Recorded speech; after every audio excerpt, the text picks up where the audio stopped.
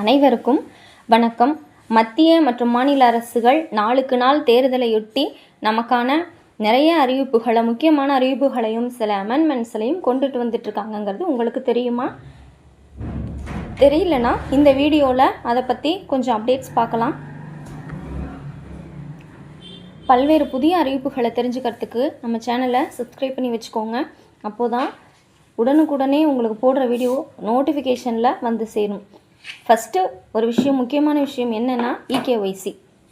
Ration கார்டில் வீட்டில் எத்தனை பேர் இருக்காங்களோ அத்தனை பேரும் கண்டிப்பாக ரேஷன் கடையில் போய் கைரேகை வைக்கணும். இது கட்டாயமாக்கப்பட்டிருக்கு. நம்மளுடைய தமிழ்நாடு கவர்மெண்ட்டும் சரி, சென்ட்ரல் கவர்மெண்ட்டும் சரி, நாளுக்கு நாள் கொண்டுட்டு வர புதிய அப்டேட்ஸில் இதுவும் ஒன்று. சரிங்க, இதை எதுக்காக சொல்லியிருக்காங்க அப்படின்னு பார்த்தோன்னா, ஆல்ரெடி நான் உங்களுக்கு ஸ்டார்டிங்கில் இந்த வீடியோவில் சொல்லியிருக்கேன். சில போலியான ரேஷன் கார்டுகளை கண்டுபிடிச்சி அதையெல்லாம் தடை செய்யணும் அப்படிங்கிறது. அது மட்டுமே இல்லாமல் ஒரு குடும்ப ரேஷன் கார்டில் இறந்தவர்களுடைய பேர் நீக்காமல் இருக்கும். வெளியூர் போகிறவங்களோட பேருமே ரேஷன் கார்டில் அப்படியே இருந்துக்கிட்டு இருக்கு இது நாள் வரைக்கும். அதை எல்லாத்தையும் நீக்கணும். தகுதி உள்ளவர்களுக்கு எல்லா சிஸ்டமும் போய் சேரணும், திட்டங்களும் போய் சேரணும் அப்படிங்கிறது தான். சரிங்களா? இப்போ இந்த இகேஒய்சியை கம்ப்ளீட் பண்ணாட்டி நம்மளுடைய கிஷான் உதவின்னு சொல்லிட்டு சென்ட்ரல் கவர்மெண்ட் விவசாயிகளுக்கு, நலிந்த விவசாயிகளுக்கு வருடந்தோறும் 12,000 ரூபாய் அனுப்பிக்கிட்டு இருக்காங்க இல்லைங்களா? அது பார்த்தோம் அப்படின்னா இந்த ப்ரூஃப்லாம் கரெக்டாக இல்லை அப்படின்னா வராதுன்னு இப்போ ஒரு புதுசாக ரூல் ஒன்று கொண்டுட்டு வந்திருக்காங்க. ஆதாரில் உள்ள அட்ரஸும் ரேஷன் கார்டில் உள்ள அட்ரஸும் கரெக்டாக இருக்கணும். அப்படி கரெக்டாக இல்லைன்னா நமக்கான அமௌண்ட் வராது.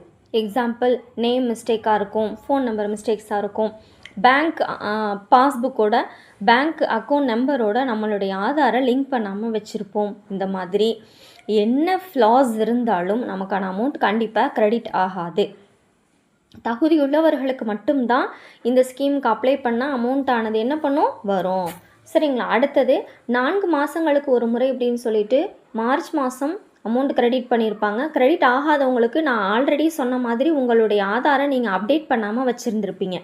அதனால் உங்களுக்கான அமௌண்ட் வந்திருக்காது. நிலம் ரொம்ப குறைஞ்ச அளவில் தான் இருக்கணும். நலிந்த விவசாயிகளுக்கு மட்டும்தான் இந்த ஸ்கீம் அப்படின்னு சொல்லியிருக்காங்க.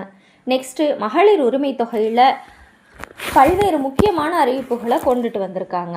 யார் ஆட்சிக்கு அமைந்தாலும் 2,000 ரூபாயிலிருந்து 2,500 ரூபாய் வரை மாதம் கண்டிப்பாக வரும் அப்படிங்கிறது நமக்கு தெரிஞ்சு போச்சு. தகுதியுள்ள நபர்களுக்கு தான் அதை சொல்லியிருக்காங்க. ஓய்வூதியம் வாங்குறவங்க, பென்ஷன் வாங்குறவங்க, 60 வயசுக்கு மேலே ஓஏபி அமௌண்ட் வாங்குறவங்க, மற்ற ஏதாவது ஸ்கீம்ஸில் பெனிஃபிஷரியாக இருக்க பீப்புள்ஸுக்கு, கவர்மெண்ட் ஜாபில் இருக்க பீப்புள்ஸுக்கு, இல்லை அன்ஸ்குவாலிஃபைடு பீப்புள்ஸுக்கு இந்த அமௌண்ட் கிரெடிட் ஆகாது அப்படின்னு சொல்லியிருக்காங்க. நெக்ஸ்ட்டு முக்கியமான ஒரு அறிவிப்பு என்ன அப்படின்னு பார்த்தோன்னா, நகை பிரியர்களுக்கான முக்கியமான ஒரு அறிவிப்புங்க இது. எல்லாத்துக்கும் தெரியும், நாளுக்கு நாள் நகையோட ரேட்டு ஜெட்டு வேகத்தில் போய்கிட்டே இருக்குது. கிட்டத்தட்ட 1,50,000 ரூபாய் வரைக்கும் நகை போய் என்ன பண்ணிருச்சு, எட்டிட்டு இப்போ கொஞ்சம் கொஞ்சமாக டவுன் ஆகி 120 சம்திங் 111 பாயிண்ட் சம்திங்கில் இருந்துகிட்ருக்கு. இந்த அமௌண்ட் பார்த்தோன்னா 1,10,000 ரூபாய்க்கு பவுன், ஒரு சவரனோட ரேட்டு 1,10,000 ரூபாய்க்கு கீழே கண்டிப்பாக வராதுன்னு சொல்லிட்டாங்க. ஃபிக்ஸ்டு ரேட்டாக வரத்துக்கான சான்சஸ் கண்டிப்பாக இல்லைன்னு சொல்லிட்டாங்க. ஃபிக்ஸ்டு ரேட்டாகவே சொல்லியிருக்காங்க.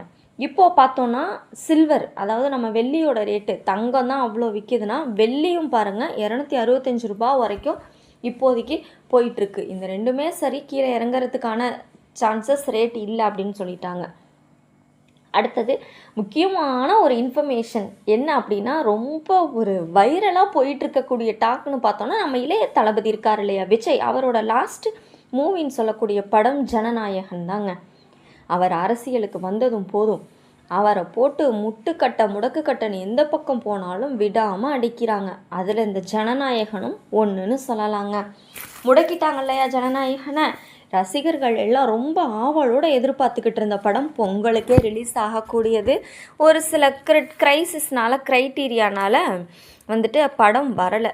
இப்போது அதை யாருமே எப்போ ஜனநாயகன் ரிலீஸ் ஆகுதோ அப்போ தான் ரசிகர்களுக்கு உண்மையான பொங்கல் அப்படின்னு இன்னும் அவருடைய ரசிகர்கள் எல்லாம் என்ன பண்ணிகிட்ருக்காங்க, வெயிட் பண்ணிவிட்டு இருக்காங்க. சரிங்க. இப்போது அதுக்கு அடுத்த டாக் என்னன்னு பார்த்தோன்னா, கூகுள் பேயில் நமக்கு ஒரு சிம்பிள் ஒன்று காட்டும். அந்த சிம்பிளை டச் பண்ணால் நமக்கு அமௌண்ட்டு போயிடும். இதை பற்றி தெரியும் இல்லையா? அந்த சிம்பிளோட நேம் வந்து பாக்கெட் மணி அப்படின்னு இருக்கும். அந்த பாக்கெட் மணி சிம்பிளை நம்ம டச் பண்ணோன்னா அவங்களோட டீட்டெயில்ஸ் கரெக்டாக இருந்தால் மட்டும்தான் அவங்களுக்கான அமௌண்ட் வந்து நம்ம கிரெடிட் ஆகும் அப்படின்னு சொல்லியிருக்காங்க. GPay, PhonePe, UPI app use பண்ணுற யாருக்காக இருந்தாலும் சரி, அவங்களுக்கு 10,000 ரூபாய் அனுப்பணுன்னா அடுத்து 1 hour கழித்து தான் நம்ம இன்னொரு ட்ரான்ஸ்ஃபர் நம்மளோட என்ன பண்ண முடியும் அப்படின்னு சொல்லிட்டு, அதாவது நெக்ஸ்ட்டு ட்ரான்ஸ்ஃபருக்கு நம்ம 1 hour வெயிட் பண்ணணும்னு ஆர்பிஐ வந்துட்டு ரிசர்வ் பேங்க் ஆஃப் இந்தியா ஸ்ட்ரிக்டாக சொல்லியிருக்காங்க. இது வரைக்கும் நம்ம பார்த்த இன்ஃபர்மேஷன்ஸ் உங்களுக்கு புரிஞ்சிருக்கும்னு நினைக்கிறேன். இதை பற்றி உங்களுக்கு ஏதாவது சொல்லணும்னா கமெண்ட் பாக்ஸில் கமெண்ட் பண்ணிவிட்டு போங்க. தேங்க்யூ.